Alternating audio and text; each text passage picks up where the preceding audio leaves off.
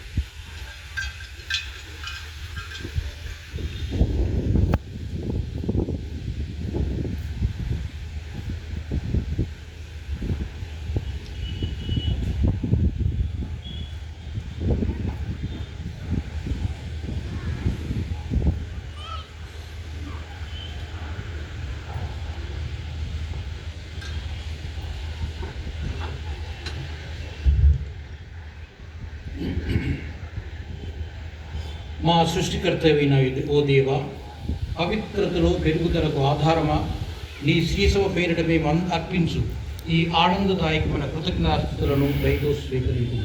మొట్టమొదట నీవు ఆజ్ఞాపింపగా భూమి నుండి పండనిచ్చు చెట్లు మొలకెత్తను.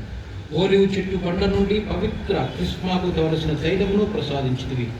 నీవు ప్రేమతో దయచేసిన దివ్య సంస్కారములలో ఈ తైలం ద్వారా మేము పొందు మహదానందము గుర్చియు నిత్య జీవన వరప్రసాదమును గుర్చియు దావీదు ప్రవక్త ముందు ఎన్నడో ప్రశంసతా గీతములో పాడెను. నాశనాత్మకమైన జల ప్రళయానంతరము పావురం ఒకటి మరలా వచ్చి ఒక ఒలీవ రెమ్మను నోవాకు ఇచ్చి నీ శాంతి సందేశమును అందజేసినది. భవిష్యత్తులో లభింపనున్న మరింత గొప్ప వరమును అది సూచించినది. నేడు జ్ఞానస్నానపు జలములు మానవుల పాపములను కడిగివేయుచున్నవి. ఒలివు తైలముతో అభ్యంగించి నీవు మమ్మల్ని ఆనందముతో ప్రకాశింపచేయుచున్నావు. నీవు ఆజ్ఞాపించగా అహరోను నీటితో శుద్ధి చేయబడెను. అతని సహోదరుడును నీ సేవకుడైన మోషే అతనిని యాజకునిగా అభిషేకించెను.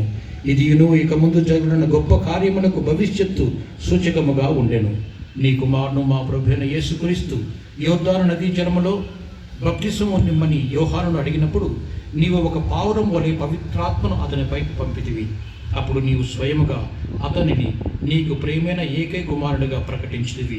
ఈ రీతిగా క్రీస్తు తన వారందరికంటే మిన్నగా ఆనంద తైలముతో అభిషేకము పొందెను అనెడు దావీదు ప్రవచనము నెరవేరినట్లు ఇట్లు చేసితివి. గురువులందరూ కూడా దయచేసి మీ కుడి హస్తమును చాచి క్రిస్మా తైలముపై చాచాలి. పీఠాధిపతుల ప్రార్థనతో ఏకమును దయతో ఆశీర్వదింపుము. ఈ తైలమును నీ కుమారుడైన క్రీస్తు ద్వారా పవిత్రాత్మ శక్తితో నింపుము. క్రీస్తు నుండి తన నామమును పొందిన క్రిస్మాతో నీవు నీ కొరకు యాజకులను, రాజులను, ప్రవక్తలను, వేద సాక్షులను అభిషేకించితివి.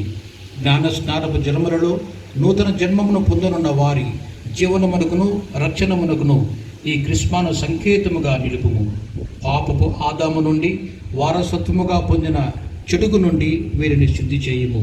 ఈ పవిత్ర తైలముతో వారు అభ్యంగనము పొందినప్పుడు నీ మహిమాన్విత ఆలయాలుగా వారిని రూపొందితుము.